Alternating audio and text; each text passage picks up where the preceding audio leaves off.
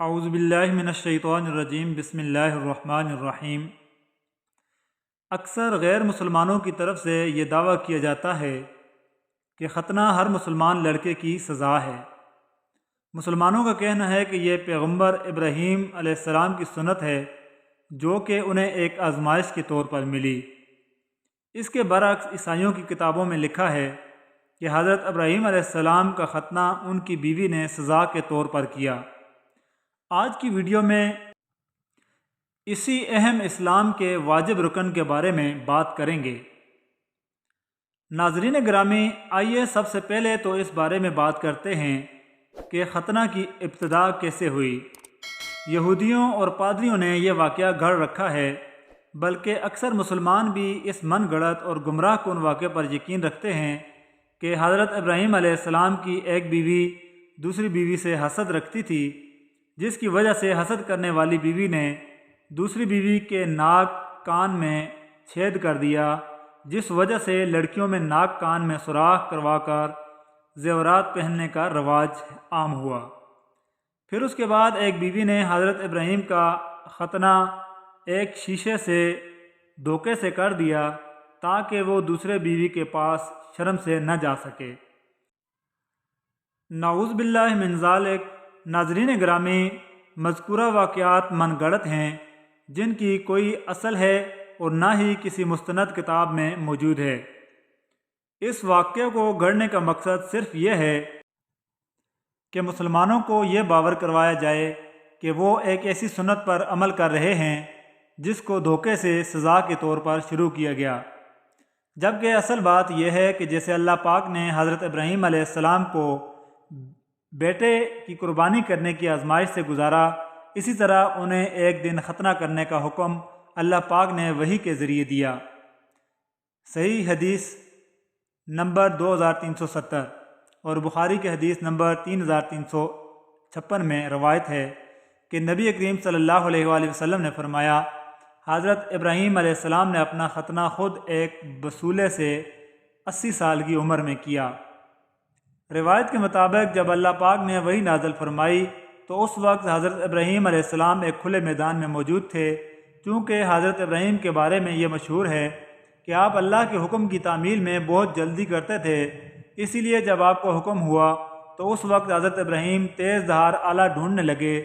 جو کہ ان کو نہ ملا۔ کافی ڈھونڈنے کے بعد ایک ٹوٹا ہوا شیشہ ملا تو آپ نے اسی سے خود اپنا ختنہ کر کے اللہ پاک کے حکم کی تعمیل فرمائی۔ بعض مفکرین نے اس حدیث پر بھی اعتراض کیا ہے جو اس کی حماقت کی دلیل ہے۔ جب ایک انسان خودکشی کر سکتا ہے، خود اپنے ہاتھ سے اپنی گردن کاٹ سکتا ہے، تو حضرت ابراہیم علیہ السلام کا خود شیشے یا بسولے سے ختنہ کر لینا کون سا معجب تعجب ہے۔ اور 80 سال کی عمر میں ختنے پر اعتراض کرنا بھی حماقت ہے۔ جب حکم الہی ہوا اس کی تعمیل کی گئی۔ ناظرین گرامی، حضرت ابراہیم علیہ السلام سے پہلے انبیاء تو ختنہ ہونے اور ناف کٹی ہونے کی حالت میں بطور اعزاز و اکرام پیدا ہوتے رہے، اور اس کی باقاعدہ عمومی سنت ہونے کی ابتدا حضرت ابراہیم خلیل اللہ علیہ السلام کے دور سے ہوئی۔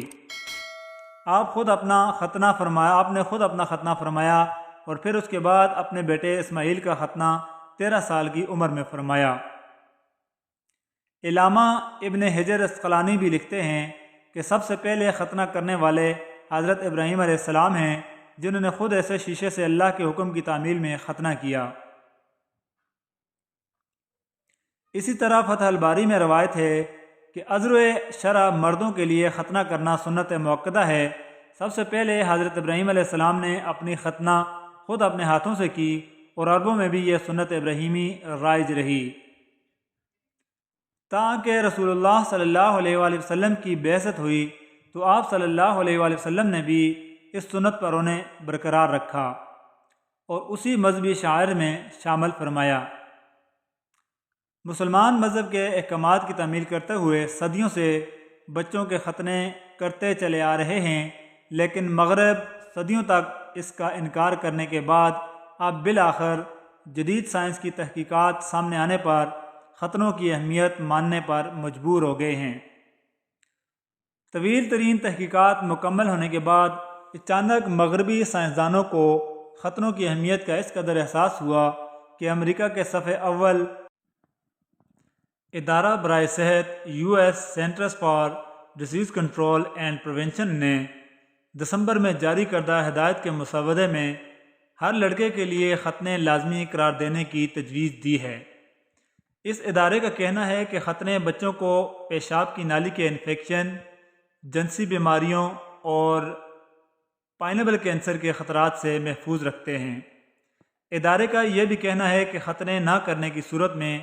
بڑی ہوئی جلد جسے ختنوں میں کاٹ دیا جاتا ہے اس میں بیکٹیریا اور دیگر جراثیم جمع رہتے ہیں اور بیماریوں کا باعث بنتے ہیں، جبکہ بعض اوقات اس جلد میں زخم بھی بن جاتے ہیں جن کے ذریعے خطرناک جراثیم جسم کے اندر چلے جاتے ہیں اور خوفناک بیماریوں کا سبب بنتے ہیں۔ ادارے نے ایک یہ اہم بات بھی بتائی ہے کہ جن مردوں کے ختنے نہیں ہوتے وہ جراثیموں کو شریک حیات میں منتقل کر کے ان میں کینسر کا سبب بھی بنتے ہیں۔ متعدد اعتراضات اور کچھ حلقوں کی طرف سے مخالفت کے باوجود ادارے نے کہہ دیا ہے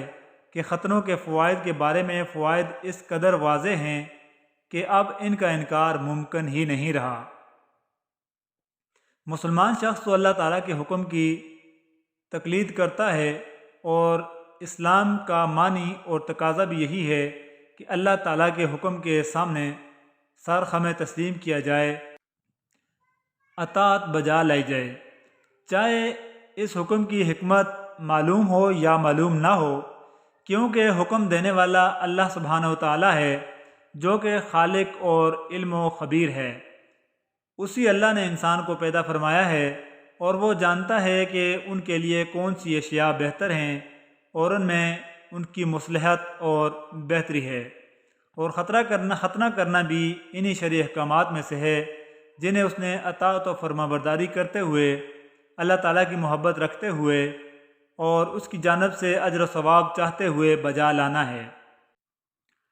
اور وہ اس کا یقین رکھتا ہے کہ اللہ تعالیٰ نے اسے جو بھی حکم دیا ہے اس میں ضرور کوئی نہ کوئی حکمت